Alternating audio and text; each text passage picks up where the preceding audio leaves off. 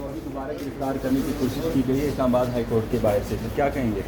لاقانونیت ہے، قانون کوئی نہیں ہے، نامناسب ہے اور مذمت کرتا ہے۔ سر آپ کو سب کیسز میں بیل مل چکی ہے، آپ کے خلاف بھی ایسا ہو سکتا ہے؟ ابھی اسد قیصر صاحب کی 2 کیسز میں آنریبل جج ارباب صاحب نے بیل گرانٹ کی ہے۔ اس کے علاوہ اسد قیصر صاحب کی اسلام آباد میں کسی بھی کارروائی، چاہے 3 MP ہو یا کوئی بھی FIR ہو، اس کی گرفتاری سے انتظامی افسران پولیس اور ڈسٹرکٹ مجسٹریٹ کو منع کیا گیا ہے۔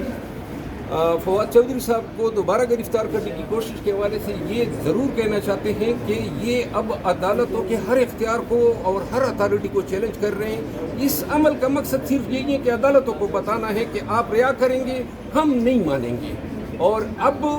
اور جو جس انداز سے انہوں نے عدالتوں کو ڈیفنس پہ لیا ہوا ہے، یہ وقت ہے کہ عدالتیں جو ہیں اب مزید تحمل نہ کریں۔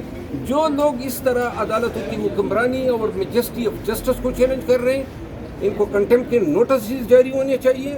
ایک کنٹمپٹ نوٹس کی مارے ان سب کی بدماشی، اور یہ انشاءاللہ سب کی بدماشی ختم ہوگی جب یہ آئے گی اسلام آباد۔ وہ تمام افسران جو ان اہم احکام کو پامال کر رہے ہیں ان کو طلب کریں گے اور ان کے خلاف قانونی چارہ جوئی کریں گے۔ Thank you.